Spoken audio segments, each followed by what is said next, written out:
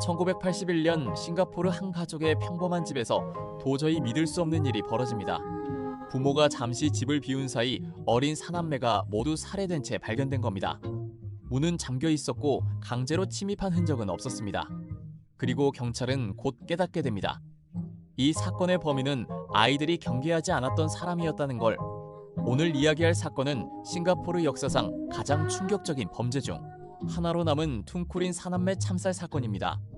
1981년 1월 6일 저녁 싱가포르의 한 조용한 주택가. 당시 집에는 4명의 아이들이 있었습니다. 13살, 10살, 8살, 그리고 막내 5살. 부모는 잠시 외출 중이었고 아이들은 집안에서 평범한 저녁 시간을 보내고 있었죠. 하지만 그날 밤 부모가 집으로 돌아왔을 때 눈앞에는 상상조차 할 수 없는 장면이 펼쳐집니다. 아이들 모두가 피투성이 상태로 쓰러져 있었던 겁니다. 집안은 처참했습니다. 경찰과 구조대조차 현장을 보고 말을 잃을 정도였다고 전해집니다. 싱가포르 사회 전체가 충격에 빠졌습니다. 당시 싱가포르는 비교적 범죄율이 낮은 나라였기에 이 사건은 사람들에게 더 큰 공포로 다가왔죠. 하지만 사건에는 이상한 점이 있었습니다. 경찰 조사 결과 현관문이나 창문 어디에도 침입 흔적이 발견되지 않았습니다.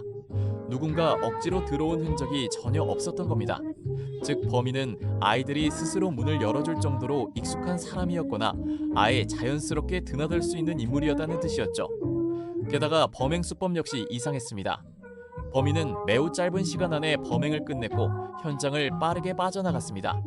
마치 집 구조를 완벽하게 알고 있는 사람처럼 말이죠. 경찰은 곧 면식범 가능성을 강하게 의심하기 시작합니다. 그리고 얼마 지나지 않아 한 남자가 유력한 용의자로 떠오릅니다. 그 남자는 가족과 가까운 사이였던 말레이시아 출신의 청년이었습니다. 평소 집에 자주 드나들었고 아이들과도 안면이 있었죠. 그래서 아이들 역시 그를 크게 경계하지 않았을 가능성이 높았습니다. 그런데 사건 직후 그 남자는 갑자기 자취를 감춰버립니다. 연락도 끊겼고 직장에도 나오지 않았습니다.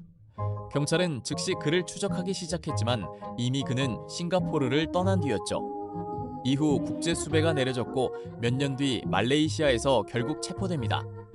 사람들은 이제 곧 사건의 진실이 밝혀질 거라 생각했습니다. 하지만 진짜 미스터리는 그 다음부터 시작됐습니다. 체포된 그는 결국 범행 사실을 인정했습니다. 하지만 경찰은 그의 진술을 듣고 더 혼란에 빠집니다. 왜냐하면 범행 동기가 너무나 불분명했기 때문입니다. 돈 때문이라는 말도 있었고 도박 빚 문제 때문이라는 주장도 나왔습니다.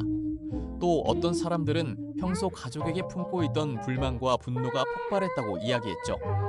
하지만 그 어떤 설명도 어린 아이들 4명을 잔혹하게 살해한 이유를 완전히 설명하지 못했습니다.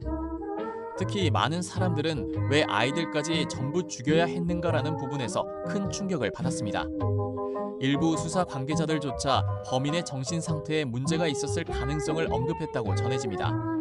하지만 끝내 범인의 진짜 속내는 완전히 밝혀지지 않았습니다.